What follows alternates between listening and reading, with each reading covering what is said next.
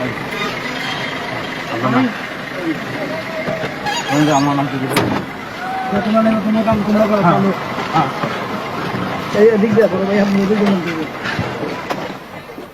is an average day in the streets of Dhaka, now the most desperate of cities. More desperate, I'm told, than even Calcutta and Shanghai in the 30s.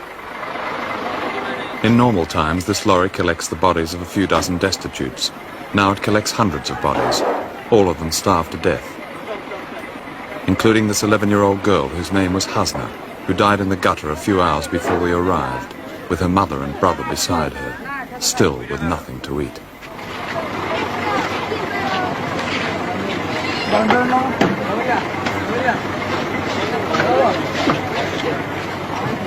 Well, I've been out here really for 30 years. I came out in 1942, and I think I can quite honestly say that this is by far the worst emergency that I've ever seen in this part of the world. There have been others, but when I was young, I didn't really pay all that much attention. Yes. But latterly, I have seen bad years in India and Assam and Bengal, but nothing like this. If you go early in the morning, you'll find bodies lying around in the streets of Dhaka. And the other day I saw a mother who had lost her child, and she was using the child's body, in fact, as a means of getting money, begging. So this film will go out on January the 2nd. How much worse will the situation be here in Bangladesh? Starvation cases could only get worse. This is I think perhaps the basic thing. There are many starvation cases which are now medical cases, and if they're left longer, there will be lots more deaths. In other words, they're dying. They are dying. This is the heart of the matter. And by January the 2nd, they'll be dead. Many of them will, yes, most certainly.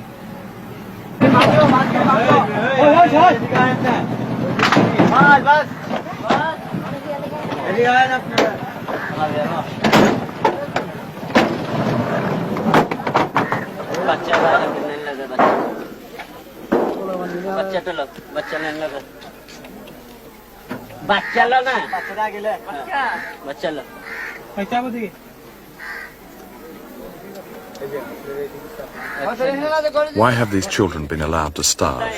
Why have they not been saved? The answer is not what you have often been told, that Bangladesh is so corrupt it is beyond redemption. For some of us who came here at the birth of this country, reporters, foreign aid officials, political do-gooders, Bangladesh was no more than a brief cynical romance, a source of good copy. And now the story and the cause are stale, the problem too great, the tragedy unfashionable. These people are starving to death because 2 crops were ruined by flood and because of certain major political decisions taken outside Bangladesh. We were too concerned with oil to notice that in 1974 food became a political weapon, a more lethal weapon than oil. We can do without oil, we cannot do without food. The United States Secretary of State, Dr. Henry Kissinger, controls the distribution of all American surplus food abroad. Not one country on his priority list is hungry. All are Dr. Kissinger's client states. All comply with his world strategy in return for favors such as food. At the top of the priority list are Chile, Cambodia, South Korea, and South Vietnam. South Vietnam, which gets more American food than any other country, not only exports its own rice, but openly sells America's food to buy arms in order to continue a war on America's behalf. Bangladesh is not on Dr. Kissinger's priority list. Dr. Ridden, would you ask him if most of the people who are buried in the cemetery die of starvation? এই যে গোরস্থানে যারা মারা যাচ্ছে তাদের মধ্যে বেশিরভাগ লোকই কি না খেয়ে মারা যাচ্ছে? অনাহার। সে বলছে যে he says that most of the cases, death cases, are from starvation. On December the 8th, 1974, a secret report by the US State Department was leaked in Washington. It gave examples and details of the use of food as a means of shoring up one regime and blackmailing another. It quoted a top official whose job is to carry out Dr. Kissinger's strategic policies. He said, "To give food aid to countries just because they are starving is a pretty weak reason."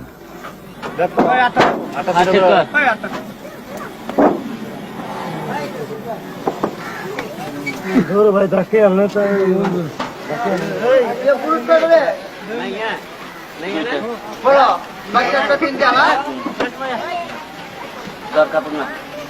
আর একটা খাটলো পাগলা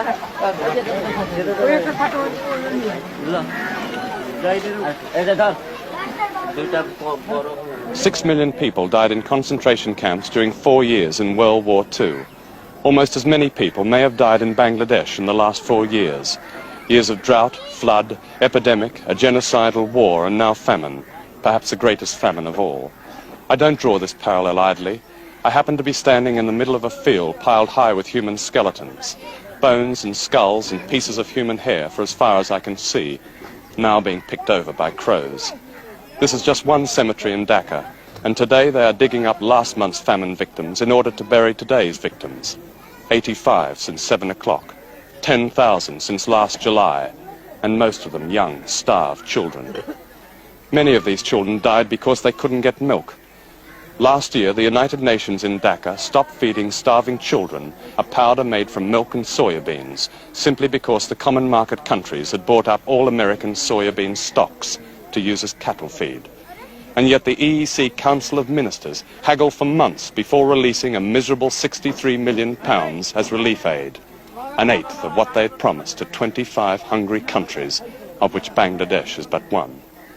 And incidentally, many of these children died because they found it impossible to eat what they got from the much-ballyhooed World Food Conference. Nothing but platitudes. He is his son. That's his son. When did he die? Just today? আজকে মারা গেছে আজকে রাতে মারা গেছে last night, yes. How old was he? বয়স কত ছিল? বয়স 3 মাস 3 months old. Dr. Henry Kissinger opened the World Food Conference in Rome with these words. We must proclaim a bold objective that within a decade, no child will go to bed hungry, that no family will fear for its next day's bread, and that no human being's future and capacities will be stunted by malnutrition. Our responsibility is clear. Let the nations gathered here resolve to confront the challenge and not each other. My colleague, Eric Piper, took these pictures at a relief camp near Dhaka, one which Dr. Kissinger did not visit when he came to Bangladesh on October the 30th, 1974. On that day, a State Department official gave reporters an off-the-record briefing. He said, "Henry never wanted Bangladesh. With China firmly in place, there is no real strategic value here. There is nothing here, really."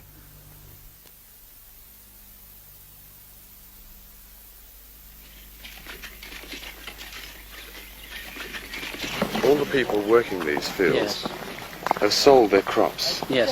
Years ahead, they've put themselves in Yes. pawn to buy Yes. food. Exactly. They have nothing to hope for at least for another 6 to 8 months. You see, most of the crops in these areas have been damaged, Yes. and this is what Damaged by the flood. Yeah. Yeah. Who have they sold their crops to? Well, they have sold these crops to those the- who have collected Yes. money out of relief and these all sort of advantages. Big landowners. Nearly brought money men. Yes. An old journalist friend has brought me to this village in the district of Shirpur, some 40 miles from Dhaka. Everybody is starving here and also suffering the effects of an inflation which began not in countries like Bangladesh or in villages like this, but in the consumer world of the West. Nothing has ever been wasted here. Now even a bicycle, the means of escape, costs £150. There are few young men in this village. Some have gone in search of food, others have simply fled in despair as the famine finally cracks the Bengali tradition of family. We could not film some of the women because they are among the 5 million in Bangladesh who are going naked because they have sold their clothes for food. Situation is. Ask him, Pujuaz, is what his food situation is. আপনাদের অবস্থা কি খাওয়া দাওয়ার অবস্থা খাওয়া দাওয়ার অবস্থা sir আমরা গরিব মানুষ কি খেতে পারি খাওয়া দাওয়ার খুব কষ্ট কষ্ট আচ্ছা he's saying that we are suffering from starvation Yes. and we are very poor people When, and we cannot afford to have regular meals. when did he last have a regular meal, a আচ্ছা real meal? আপনি কতক্ষণ আগে বা কদিন আগে ভালো করে খাইছেন ভালো খাওয়া স্যার আমরা কই What does he say? He said he never had a full belly meal for কিছু quite পরে some আমরা time. আড়াই না খাইছি What is he eating then? He's eating flour, just a bit of gruel from flour. আগে ছিলাম বেঁচে টেচে He had lands and he was a farmer. He sold out all his land. Why did he sell his land? আপনি কি জন্য জমি জমা বিক্রি করছেন? খাইবার জন্য এ তো Just পেট for ভরে food. খাইতে না Just for food, he sold all his landed property. And even then, he says that we cannot eat to the fullest content of the belly. He has no land at all now. Now he has no land at all. Where will his next meal come from? তো আপনি পরে কি করে খাবেন এটার সম্বন্ধে আপনার কোনো ধারণা আছে? কি করে জমি জমা, হ্যাঁ? জমি জমা দেন কি করে খাও Well, he doesn't know where he will get his food from.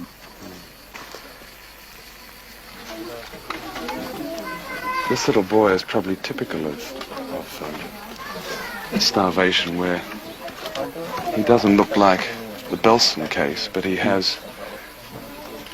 a distended belly. And he probably has about every kind of Yes. parasite and disease in him. And he's subsisting on something like the root, which he's now eating. Yeah.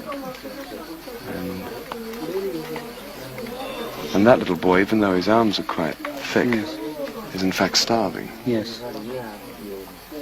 There are quite a lot of children like that in this village, even much worse than him. আপনি কি এখন অসুখ? অসুখ তো পাতের অসুখ বেশি She says that I'm ill and this is only a sickness of starvation. Where are these people going to get food? I mean, they can't go on like this. No, they simply cannot go on like that. The ultimate thing is facing death. No chance. Because no government relief. আপনি relief পাইছেন? না Relief. দিছে না বাজি She did বড় not বড় get- বাচ্চা খাইয়ে লিছে She did not get any relief, and she said that all these relief are misappropriated by the big shots of the local administration. So I did not get it. That is her complaint. When did she last see grain or rice? আচ্ছা, আপনি কয়দিন আগে ভাত খাইছেন? বাত রোজার গেছে যে রোজার গফরের থেকে স্টিবে দি জুরতাম হবে জানতাম মাগে দুগিয়া রোজা কয় মাস হবে এটা? It's 3 months she did not see a single plate of rice. She's just surviving on the gruel from flour. Tell me something. How do people living so poorly and eating so badly, not eating at all, how do they survive? How do they survive for 3 months? Well, it is strange enough, John, what I think, that people are prone to some sort of immunization. And I think this is particularly people of Bangladesh, they are immune to starvation. And the other thing is their will to live. And just, this is, you see... Yes, but immunization can only last for so long. yeah, In the end, that's they what- can't live on. And their that's what is immunization. happening. People are dying. They're finally Yeah, dying. finally dying. They struggle to survive, but ultimately they'll have to yield to death out of starvation. Prime Minister, we have seen in villages situations which show no food at all. People have come up to us and said, we are eating leaves, we are starving, we have no food, we're not getting it from anywhere, quite close to Dhaka. Why should this be so? You see, that is the, you can, some of the places this happens, but we have our open, free kitchen everywhere. The people are welcome to come there. And they have come. We have our camps, still we have not closed our camps. Of course we have closed, we have not closed the camps. The people have started working in the fields now. But of course this trouble is there, such a serious flood and serious famine. We have not suppressed the news. We have already declared in the parliament that around about 27,000 people have died by starvation and by disease. we have not hide anything from anybody. It's a fact, natural calamities. It seemed much worse than I expected in August. I've seen outside relief camps, people being turned away because the camps are full. Granted that you have set up these grill kitchens, but it seems that many people, perhaps tens of thousands of people, are simply not getting food in this country. It's not correct. Then 27,000 people could not even die. The people expected that few millions people will die, but we have fought it. Yes.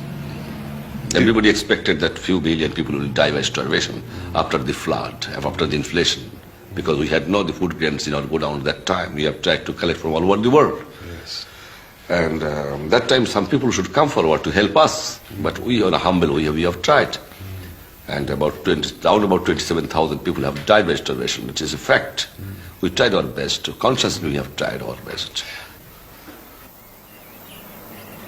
While people are dying here, partly because there are so few aircraft to lift food and drugs to them, these 2 British helicopters stand idle. They were given by the British government, but they don't have vital parts. And in spite of pleading requests for 9 months, most of the parts have still to arrive. Why isn't this one and the other one flying then? Other one is some. We are short of some spares. Yes. Don't have spares. We have already written for those spares. Why don't you have spares? We don't have spares because UK did not supply the spares. Have they supplied anyone to help you with it at all? Not yet. We have already demand. When did that one fly? The one over there? That one I can't say when. As soon as we receive these spares. No, but when did it last fly? Last flew in the last year. December. It's been standing idle for almost a year. Yes, idle almost the year. And we have cannibalized most of the... You would obviously be using it for relief work, wouldn't you? Yes, relief work and baby movement also. Yes. An official of the Foreign Office in London told me it was unfortunate about the helicopters, but there was a queue for spare parts with a wait of up to a year. One of the parts cost just 50 pence. Perhaps they don't know about this famine in London. Perhaps they don't know that some of the starving people in this overcrowded relief camp walked 150 miles to get here, and it was only because of a foreign film crew that these people got in. There was no shortage of aircraft to relieve the victims of the cyclone in Darwin, Australia. The air forces of Britain, America and Australia were there. None of these countries has sent aircraft to rescue the people of Bangladesh. The same answer the famine is there. It is due to recent flood. Yes. When you say famine is there, that means there's no food in the village at all, is that right? No food is there. What is she saying about her little boy? She says that her baby is suffering from disease, and it is due to food, shortage of food. Excuse me, is this the first food they're getting since they've arrived? Just This now, is the first food. yeah. Well, the first food in weeks, is it? Or? Wheat is made. The Soviet Union, with the biggest air force in the world, has lent Bangladesh 9 creaking helicopters, which break down more than they fly. The world's new rich, the oil producers, have offered some petty cash. Saudi Arabia, for example, recently gave Bangladesh the equivalent of less than 5 days' food. But of course the oil countries don't like dealing with bankrupt economies, even though rising oil prices have helped to cause this famine by putting petroleum-based fertilizers out of the reach of poor countries. Which means that this starving child, the son of a farmer, will probably die.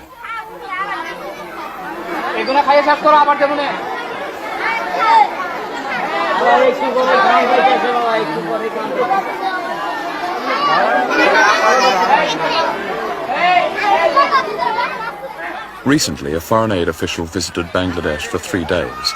He told me about a cable he sent to his government recommending a reduction in emergency relief aid to Bangladesh. He sent the cable on the basis of 1 helicopter trip. He said, "The trouble with these people is that they have no get up and go, no success motivation." The judgment of this official is shared by other foreign diplomats here, who justify their ability to sit and watch people die by talking incessantly about local corruption, which of course exists, as the starving old woman in the village said. But need I say that this corruption is the universal symptom of a society caught in a never-ending cycle of poverty, war, catastrophe, and a scarcity of everything that is taken for granted in the West, like fresh water, and milk powder, and doctors, and blankets, and edible food. Is this corruption, or is the real corruption the world's culpable neglect of this ravaged country? Could you ask her how old her little boy is? আপনার এই বাচ্চার বয়স কত? 3 years. He's 3. He's extremely ill, isn't he? বাচ্চার কি হয়েছিল? Doctor জ্বর আর আড়া করছে। He says that he's a bad stomach and then he had fever also. She's come here to Dhaka to get food. Yes. Will he survive? There are just 75 hospital beds for children in all of Bangladesh. That works out at 1 bed per million of population. None of the sick and starving children in this camp will ever see a hospital.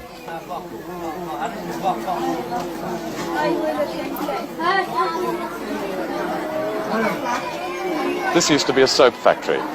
It is now a famine relief centre near Dhaka, and several thousand people are here. Almost all of them are starving, and many of the young children are suffering from typhoid, smallpox, and a thing called black fever. Many of them are dying. Not long ago, Dr. Henry Kissinger made his first visit to Bangladesh, squeezing it in between the Middle East and Moscow. He drove straight from the airport to the Intercontinental Hotel, talked for 1 hour with the Prime Minister, returned to the Intercontinental Hotel, held a press conference, drove back to the airport and left. Shortly after that, President Ford, on Dr. Kissinger's recommendation, halved the proposal for American emergency aid to Bangladesh. Instead, Bangladesh will receive more of the same from America. Boxes of army surplus biscuits and consignments of tents on which is written, "Important campers, don't forget to have fun."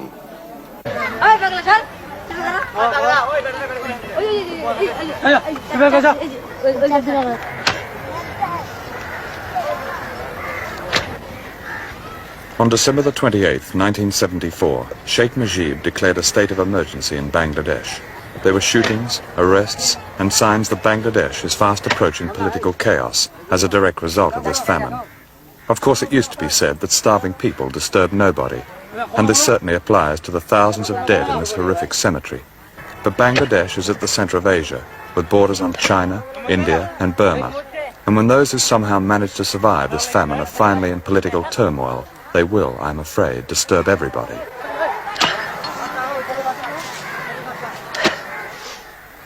The people of Bangladesh may then at last assume a strategic value and disturb even Dr. Kissinger.